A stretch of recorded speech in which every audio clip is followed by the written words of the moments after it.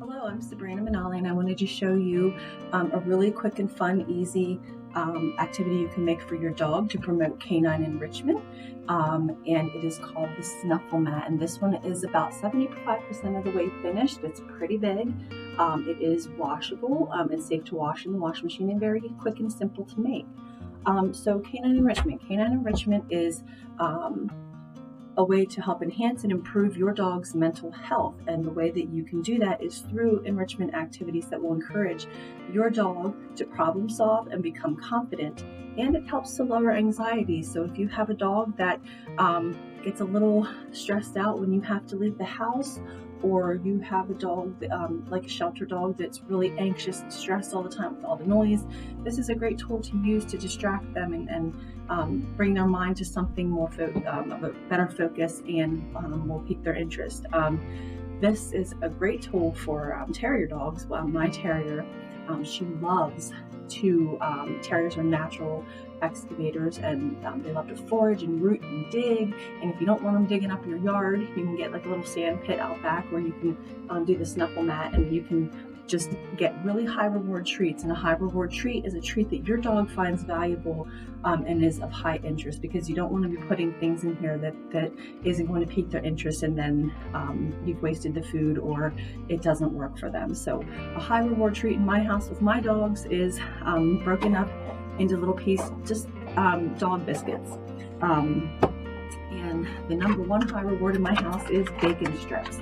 So when you're stuffing the treats and just sprinkling them throughout the Snuffle Mat, you have to keep in mind and remember nutrition, because dogs can become obese very quickly, and if they're not physically active the way that they need to be, or you're not giving them enough exercise, they will become overweight and obese very quickly, which can in turn create some pretty significant health issues down the line. So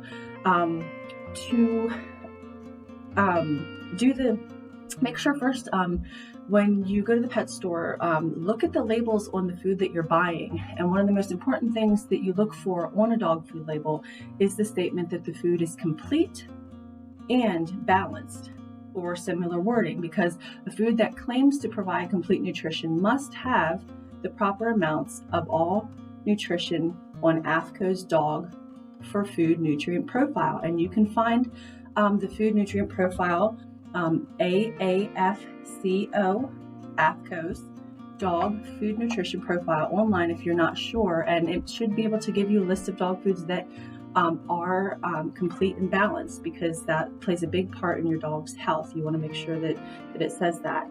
So what I do, and what you can do, is if you know that you're going to be using this Snuffle Mat a lot, you want to make sure that you remove at least 5 to 10% of your dog's food. Basically, like when I'm working with a dog, I will always make sure that 5 or 10% of the food is removed, depending on how many treats I have to give that dog in order for them to learn their commands. So you always want to make sure that you balance that out correctly with the treats and the dog food, because you don't want to be giving them both, because that'll start to create the weight gain and unhealthy weight. So always make sure you remove at least 5 to 10% of their dog food when you are using the mat, only when you're using the mat. If you're not using the mat all the time, or you're not using high reward treats for training, then you can give them their proper portion. But if you're going to be working a lot with dog treats, you definitely want to remove a little bit of their food so they're not gaining weight, and always make sure they're pea size, because that's all you really need. Now, I don't use, you can stick dog food in here if your dog finds that to be a high reward treat. My dogs don't. They are very in tune to anything that has a smoky smell and a real strong, meaty smell, because I have 3 different breed dogs, and they all are working dogs with their nose. My terrier is a forager, so they want to be able to smell them and really get excited about what is in there.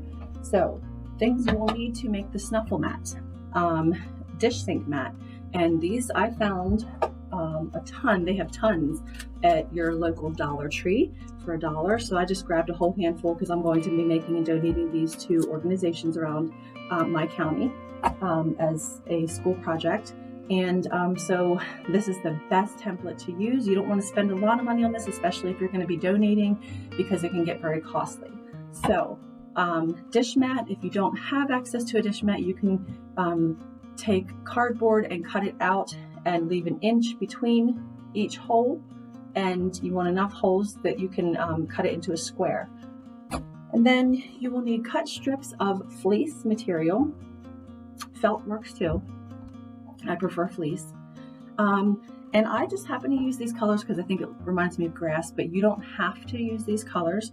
You probably just want to go to the sale rack at your local fabric store and just pick from whatever. So a lot of times they'll have 60 to 75% off of their fleeces, and that's what you want. A dog doesn't know the difference because their vision is different than ours, so they don't really see these type of colors anyway, so it doesn't really matter. I mean, for you, if you want it to look pretty and cute, okay, but dogs don't really care about that. They just care about the foraging and the rooting and the mental stimulation that comes with this Snuffle Mat. So I took and cut 6 to 8 inch strips, and then I made them 2 inches wide. Now, moving forward with these as I make them, I think that the 2 inch wide strips are just a little too thick. So I think for my next mat that I make, I will make them about 1.5 inches, 1 to 1.5 inch wide. I think would be a lot better to use, but it's really up to you. But definitely make sure it's long enough that you can pull it through and tie it. And then you need sharp scissors. Now, fleece does dull your scissors after a while, so make sure you take them to your local fabric store. There's a sharpener person there that will sharpen them for you, because when you cut a lot of fleece, it does dull your scissors. So this is what it looks like on the back. You run the strips vertically first and then horizontally.